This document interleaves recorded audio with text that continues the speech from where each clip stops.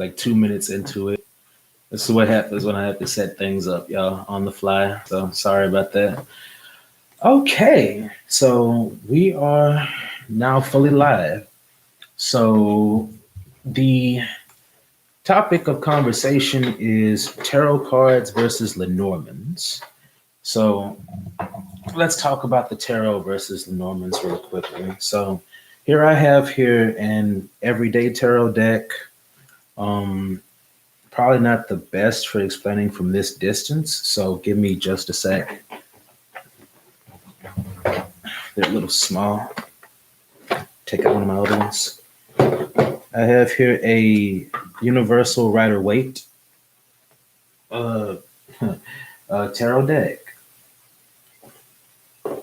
And I have here the Wild Rose Lenormands. Now, so some people use Lenormands to divine, some people use tarot. Is there a difference between either? Is one better than the other? Uh, Questions like that. I get questions like that a lot. And so, oh, hey, Cherie, I can't actually see your comments over on the live. I can only see them over on the post if I go to it on a separate screen. So I didn't even know that you were in the chat right now. But hey, um, anyway, though, I'm not going to really go over the origins of the two, tarot or Lenormand, but I will say this. Tarot is all about the energies surrounding a situation. Whenever you ask the tarot a question, it's going to give you its primary lens of focus is going to be through telling you, hey, what sort of energies are present in this situation. Like, I'll just do one for one sake. I'll shuffle it up on live, and as you know about the energy surrounding this live, and this is going to be all upright because I specifically keep this deck for shuffling only upright. Some people do shuffle reversals. We'll actually get into reversals too, but that's not really important.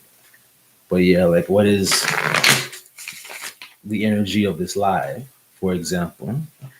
Some people use tarot to predict what's going to happen in a situation, and then that's when they actually that's when they experience, like, what can I say? Sometimes the events don't come out as they expected, and then they think that tarot isn't accurate. But what they need to understand is that tarot shows you the energy influencing the subject, and that we all have control over our realities, and there is entropy in our realities as well.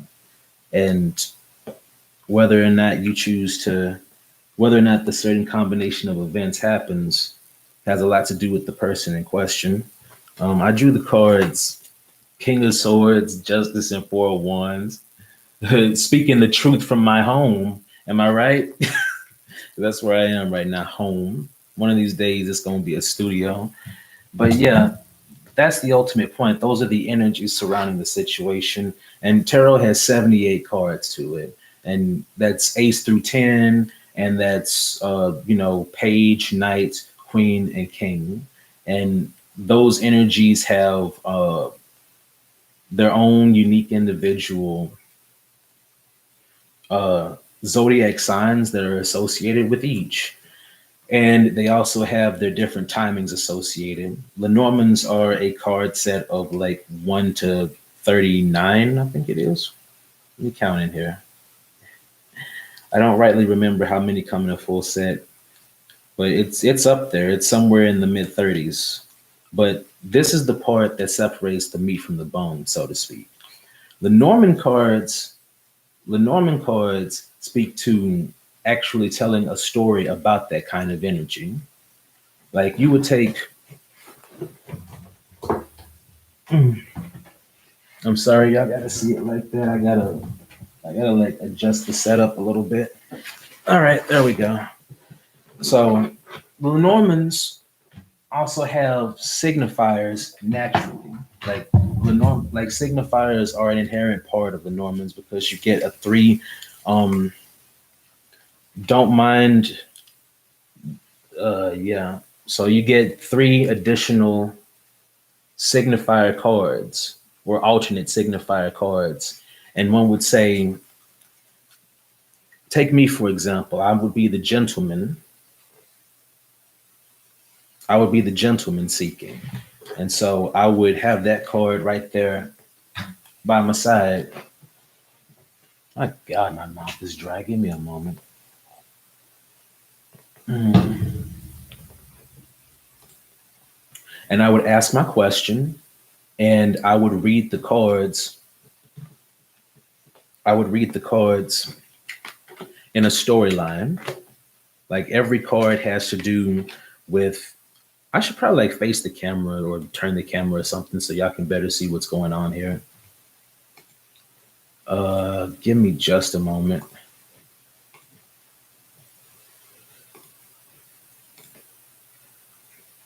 Yeah, but the point of the matter is that Lenormand cards are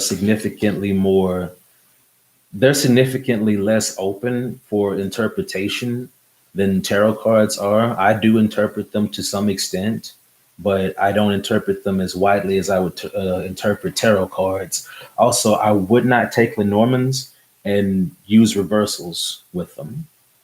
Now, we can speak about the meaning of each card because if you look at the bottom of each card down there, you'll see that it has oh, I can't do the glare. It has a little cartomancy number on the bottom of it, like regular playing cards. Uh, the significance of that is in cartomancy. So I wouldn't necessarily, it's not necessarily hold on a second. I'm having some glitches in the system right now. Like my live seems to be glitching out. Um, can y'all hear me? Is anyone actually there? Okay, well, I'm gonna just keep on going anyway. So let's see.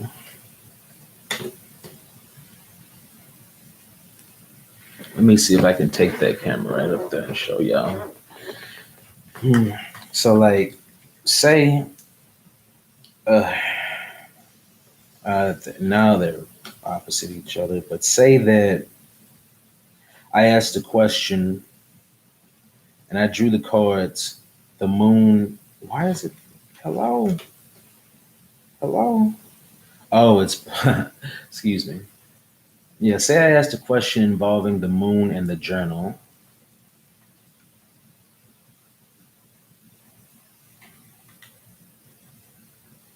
I don't know why that's wet.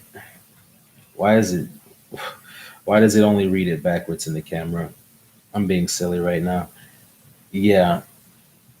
Anyway, point being is the moon is a card of really deep emotions, and the journal is a card about, writing down things, keeping things secret, what you have written.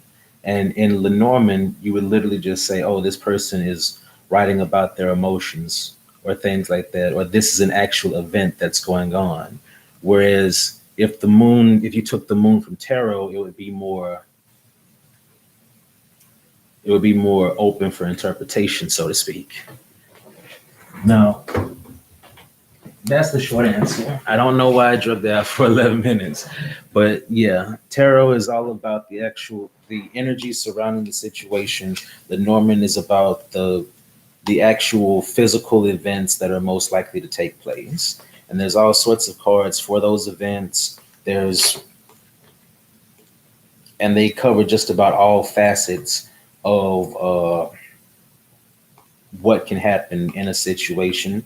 Of course, it's only about 30, like I said, it's only like 30 something cards though. So there's some room for interpretation, obviously, as there has to be, but you don't have to worry about that quite like tarot. So when would you use the two? I would use the tarot for introspective, purposes, like whenever it is that you're trying to do some inner work on yourself or asking yourself what sort of energy you need to bring into a situation in order to achieve the desired goal. Because, like I said, tarot is all about the energies, whereas the Norman is all about the events. So you can learn about the energies at play in an event in order to harness those energies to better navigate an event, or if it is necessary to prevent that event from happening. Now, so when it comes to asking a question of how something will play out, I recommend Lenormand's better. That's my personal recommendation. I enjoy doing Lenormand's. Like, I would even be inclined to do one free Lenormand reading for someone as an example. If someone wants to ask me a question regarding something. Otherwise, we're just going to go ahead and carry on to the aspect side of the equation. So, moving on to aspects, then. So, there are a few major aspects. There are conjunction, sextile, square, trine, uh, quintile or inconjunct, and opposition. And right now, I'm going to speak about basic aspects. Inconjunctions will not be looked at probably at this time. So, a conjunction occurs when there are two placements that are within, and this depends upon which system you use. I use a mix of the two whenever I do my chart readings, which you can also go to my YouTube and see an example of a chart reading that I've done for a client. Uh, a conjunction,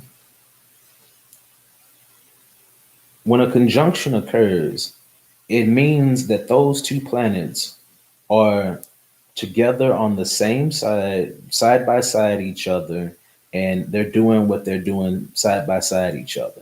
Sometimes that means good things.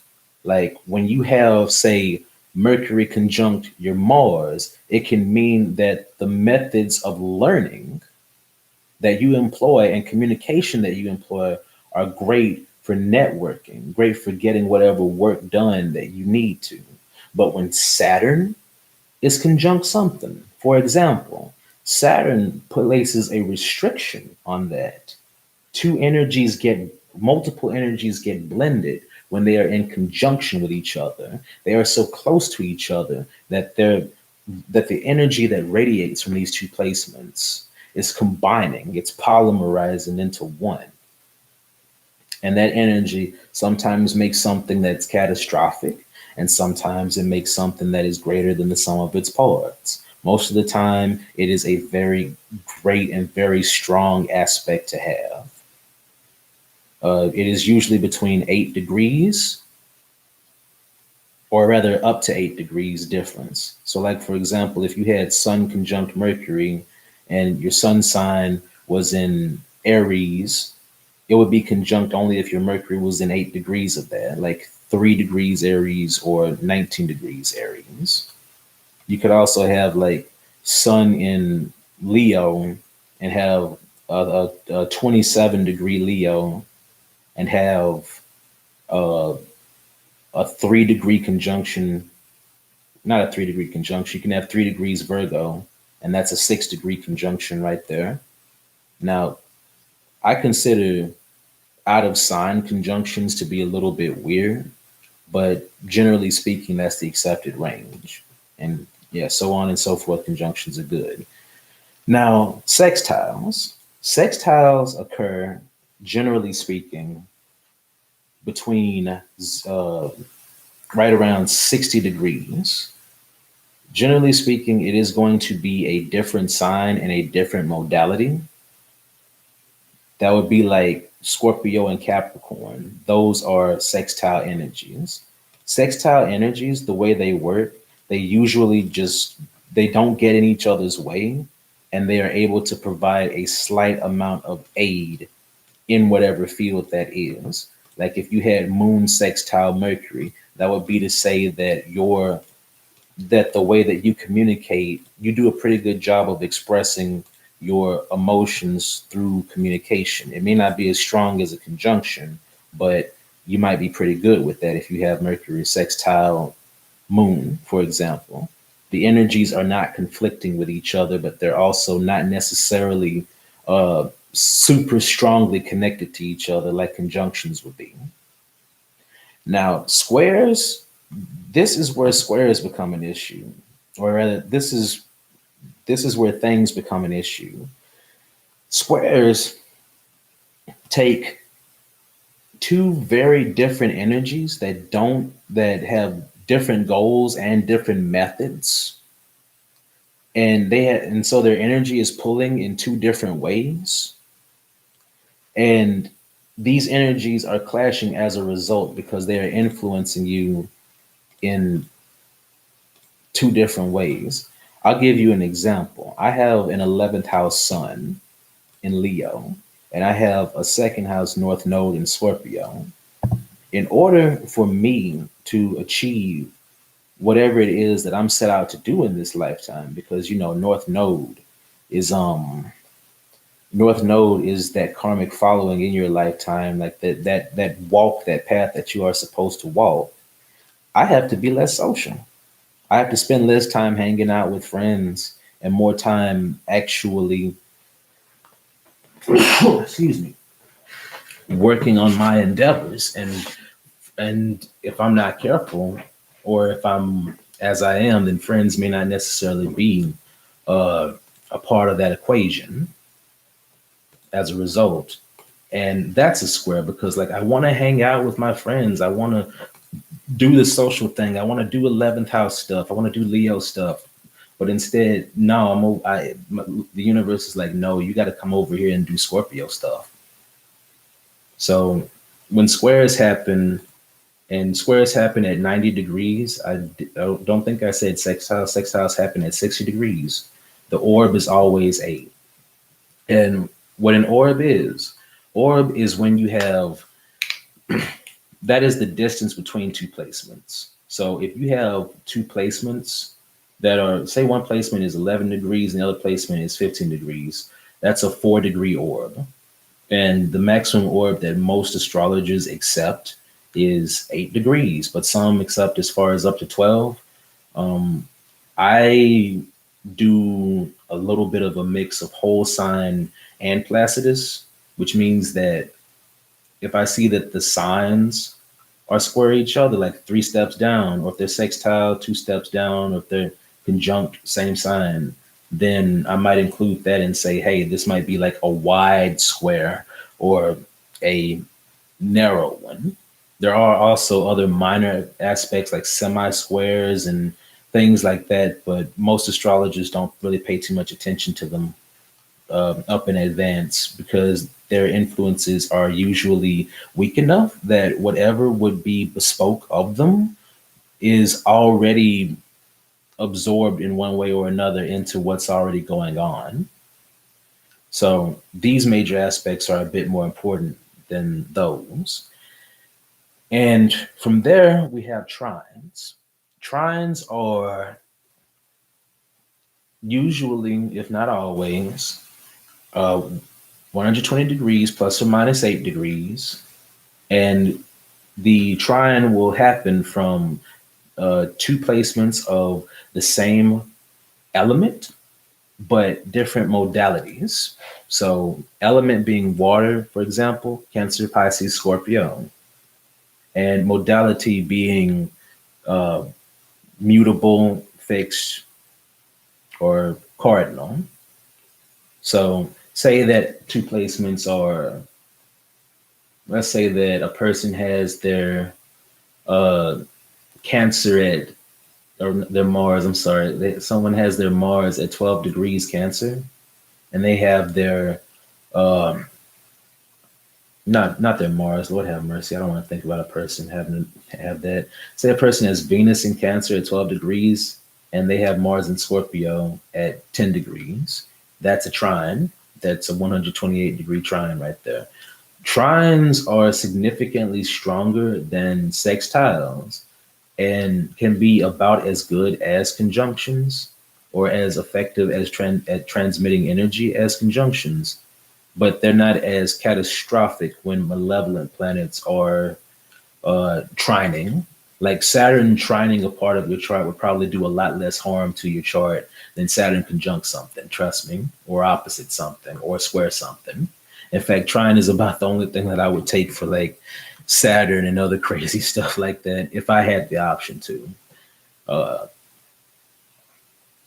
since they are of the same element, there is an understanding and a cohesion to the way that their energies bring forth effects in your life.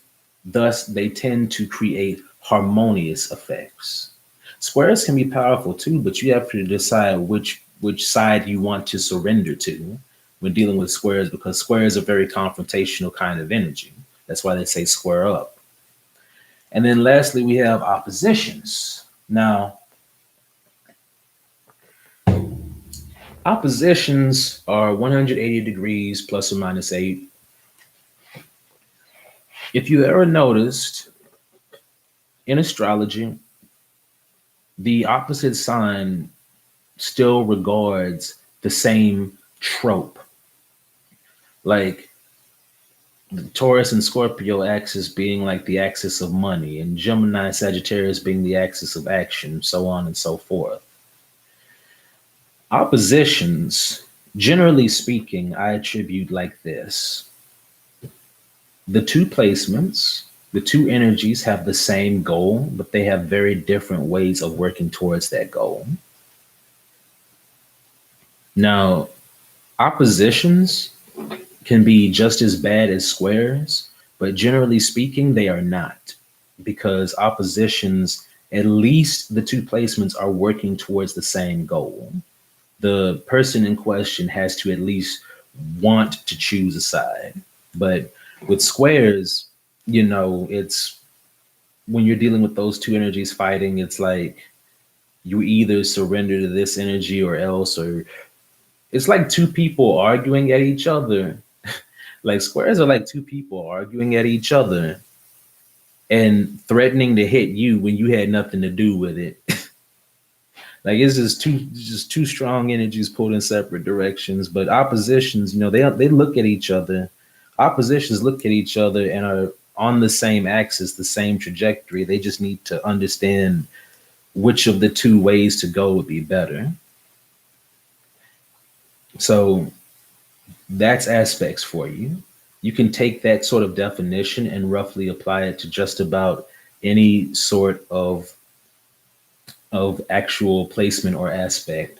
Sun square moon, for example, or sun opposed Jupiter. Take the energy that is present in that planet, take what that planet is about, take the template of what it means to be opposed, conjunct, square, whatever have you, and then take the energy of the second planet, and that's what you have. Now, if anybody wants to, if anybody has any questions, feel free to leave it down there in the comments. I'm honestly going to refine this video at some point and make it significantly more consistent. But I did say that I was going to get on live tonight and explain what the difference was between Lenormand's and tarot cards, which I hope that it wasn't too fluffy for y'all. And I did explain the difference between certain aspects. So if y'all have any questions about that, leave a comment. Thank you for watching.